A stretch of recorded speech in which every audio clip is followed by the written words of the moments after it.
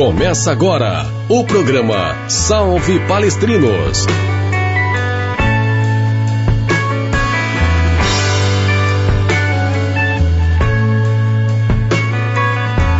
Toda terça a partir das 20h30, a memória palmeirense tem voz aqui na Web Rádio Verdão.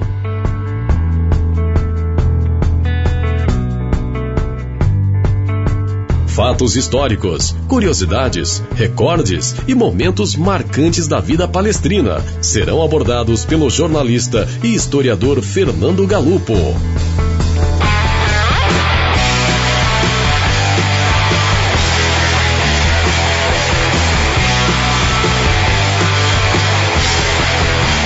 Esperamos sua interação e audiência. Web Rádio Verdão, a rádio do torcedor palmeirense, feita por palmeirenses.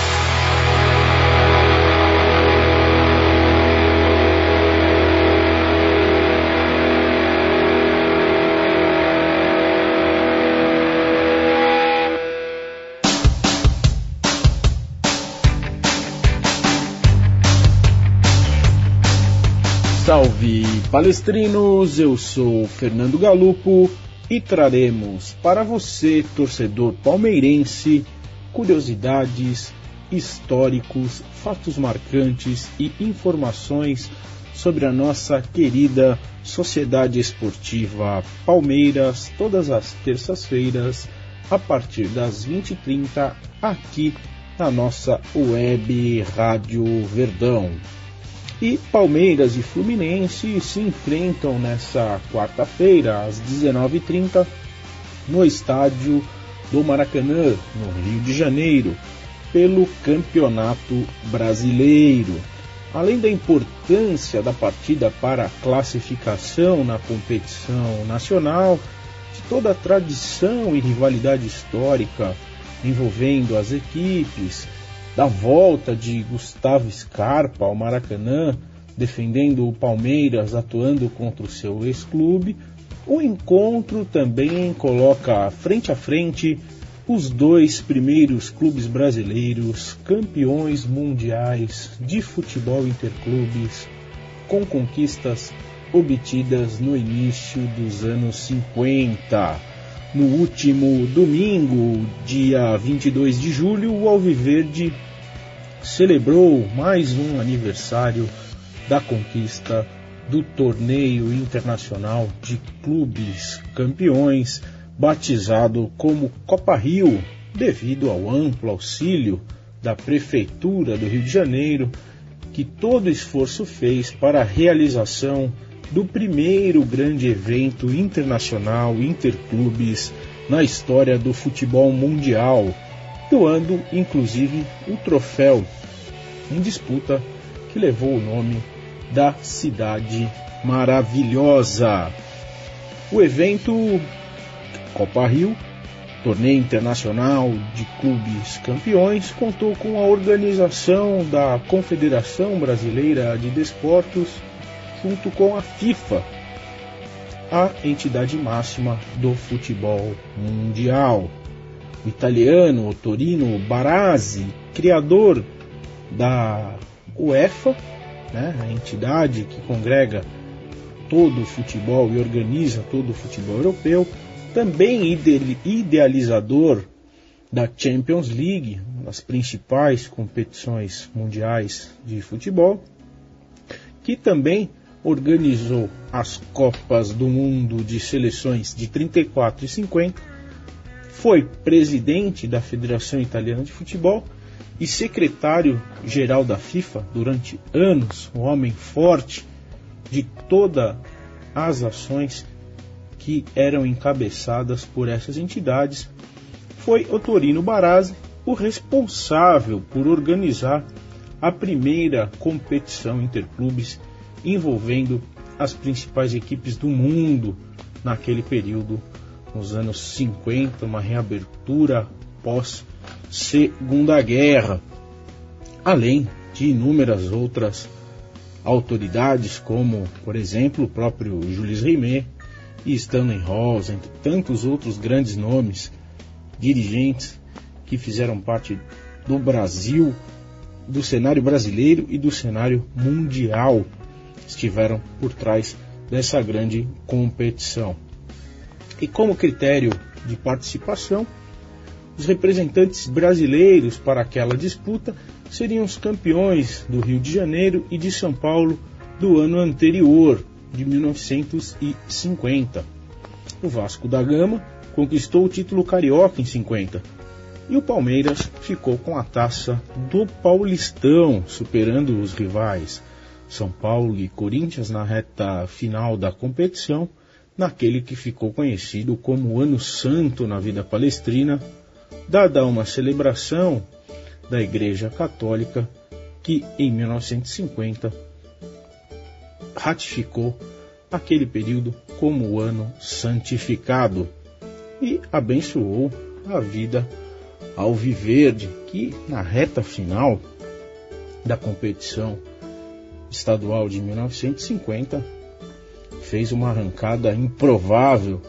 Os rivais tinham uma pontuação mais expressiva, faltando poucas rodadas, e derraparam para a sorte dos palmeirenses, que conseguiram chegar em condição de lutar pelo título, e foi o que aconteceu naquele que foi mais uma conquista importante e que nos deu a oportunidade de ser o primeiro representante no Mundial Interclubes de 1950 do estado de São Paulo, e como equipe brasileira também naquela competição. Foram definidas para o torneio de 1951 pelos seus organizadores duas sedes. O grupo A foi destacado para a cidade de São Paulo e foi formado pela Juventus de Turim, Olympique de Nice da França, Estrela Vermelha da Iugoslávia e a Sociedade Esportiva Palmeiras. Já o grupo B, no Rio de Janeiro, foi composto pela equipe do Áustria Viena da Áustria, Sporting de Portugal, Nacional de Montevideo do Uruguai e Clube de Regatas Vasco da Gama. Os jogos foram realizados no Pacaembu e no Maracanã, respectivamente, as sedes de São Paulo e do Rio de Janeiro, com as equipes se enfrentando entre si dentro dos grupos em jogos únicos, classificando-se para a fase semifinal os dois primeiros colocados de cada chave. Vale ressaltar que a FIFA adotou esse mesmo modelo de competição quando em 2000 realizou um novo torneio interclubes envolvendo os principais clubes do mundo naquele período também. Apenas uma sensível diferença entre as competições de 51 e 2000 é que tanto na fase semifinal quanto na fase final, em 1951 houveram jogos de ida e volta para apurar os vencedores nessas fases, nessas etapas da competição, enquanto em 2000 foram jogos únicos. Voltando a 51, a estreia do Palmeiras na competição aconteceu no dia 30 de junho contra o Olympique Nice da França. No estádio do Pacaembu, Verdão venceu os franceses com certa facilidade pelo placar de 3-0, gols marcados por Aquiles, Ponce de Leon e Richard. O segundo jogo do Alviverde foi diante do Estrela Vermelha da Iugoslávia, novamente tendo como palco o Pacaembu. Vitória palestrina pelo placar de 2-1, gols marcados por Liminha e Aquiles, dando a classificação para a semifinal alviverde por antecipação, graças às combinações de resultados. No terceiro jogo, que decidiria quem seria o líder da chave, Palmeiras e Juventus de Turim se enfrentaram no estádio do Pacaembu, um confronto de invictos. Os italianos não deram chances para os palmeirenses e golearam pelo placar de 4-0. Com isso, o Verdão ficou com a segunda colocação de seu grupo e tendo que enfrentar na fase semifinal o Vasco da Gama, que foi líder da outra chave carioca. Já a Juventus de Turim teve pela frente o Áustria Viena no outro confronto, também semifinal. Em 2 jogos realizados no estádio do Maracanã, o Verdão venceu o Vasco da Gama na primeira partida por 2-1, gols marcados por Richard Liminha, e garantiu a vaga na decisão da competição após empate em 0-0 no segundo jogo contra os cariocas.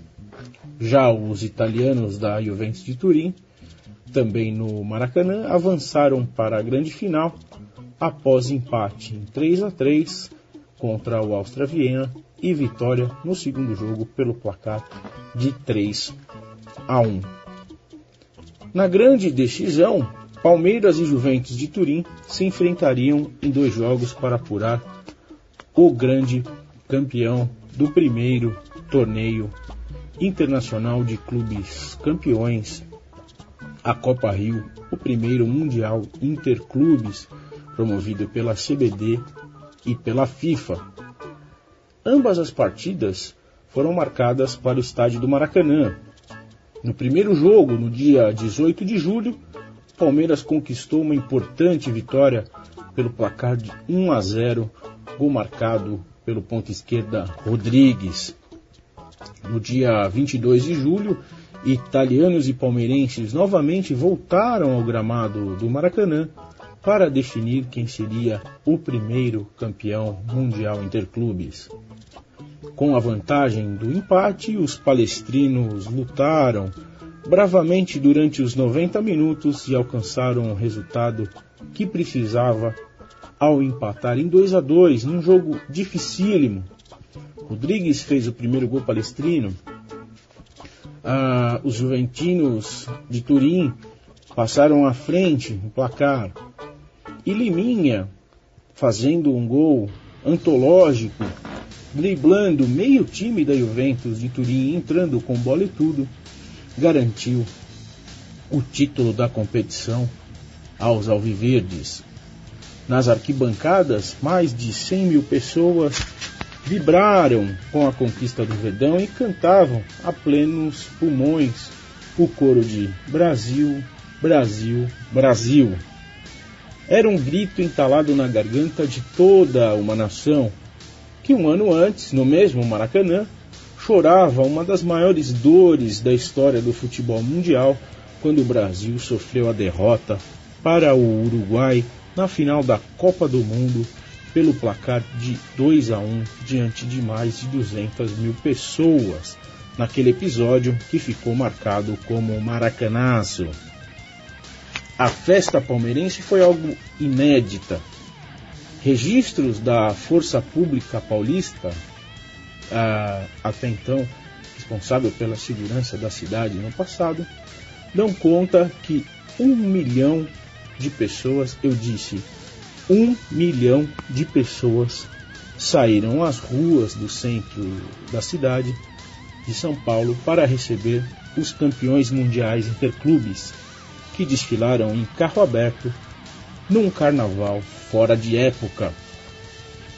Pelo apoio prestado pelo povo e torcida carioca, os dirigentes palmeirenses edificaram um monumento nas alamedas do Palestra Itália em homenagem e gratidão a todos os cariocas, entre tantas outras benemerências que o clube paulista prestou aos seus co-irmãos do Rio de Janeiro. Dado o sucesso da primeira edição do Mundial Interclubes de 51, a Prefeitura do Rio de Janeiro reeditou a disputa em 1952. Mesmo sem o apoio da FIFA, essa segunda edição seguiu o mesmo modelo e regulamento da competição anterior, bem como o seu nome. O Fluminense, campeão carioca de 51, e o Corinthians, campeão paulista também daquele ano de 51, foram os representantes brasileiros na disputa. Sporting de Portugal, Grasshopper da Suíça, Peñarol do Uruguai, Saarbrücken da Alemanha, Libertad do Paraguai e o Áustria Viena foram os demais participantes. A decisão dessa edição da Copa Rio colocou frente a frente os dois clubes brasileiros. No primeiro jogo da final, o Fluminense venceu o Corinthians pelo placar de 2-0.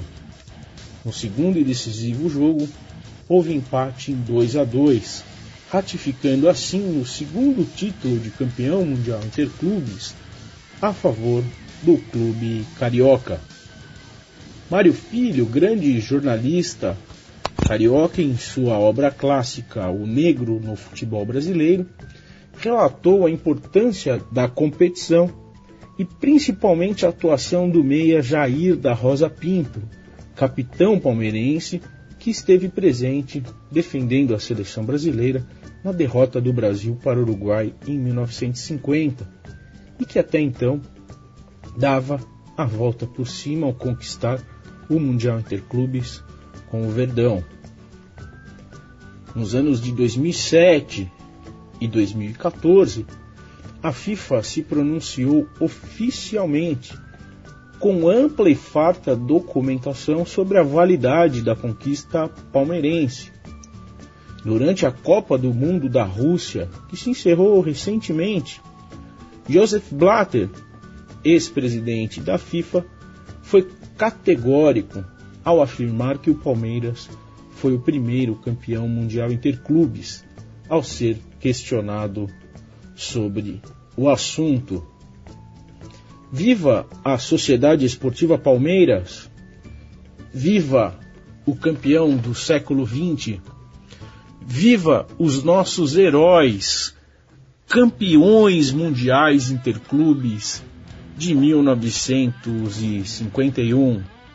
A nossa eterna lembrança daqueles alviverdes que celebraram e que foram motivo de orgulho não só para a nossa agremiação, mas para todo o povo brasileiro, resgatando a alma do nosso querido Brasil na esfera esportiva, notadamente no futebol, no qual sofríamos aquilo que Nelson Rodrigues, o brilhante dramaturgo jornalista, dizia, que vivíamos a síndrome de cachorro vira-lata, e a partir da conquista esmeraldina coube ao brasileiro a resgatar um pouco mais da sua autoestima e do seu orgulho, projetando aí sim a novos horizontes, que de modo abençoado nos projetou a sermos o maior país em termos de conquistas no futebol mundial. Interaja nas minhas redes sociais, opine e participe. No Facebook você me encontra Fernando Galupo, Galupo lembrando com 2 P's, não tem como errar, um P de palestra, outro P de Palmeiras. No Twitter, @Palestra Galupo, Galupo sempre com 2 P's, um de palestra, outro de Palmeiras. Meu e-mail, palestragalupo@gmail.com. Temos um blog, fernandogalupo.wordpress.com, além de acessar todos os canais de comunicação disponíveis pela nossa querida Web Rádio Verdão. Salve palestrinos, onde a história sempre estará viva e terá a sua voz.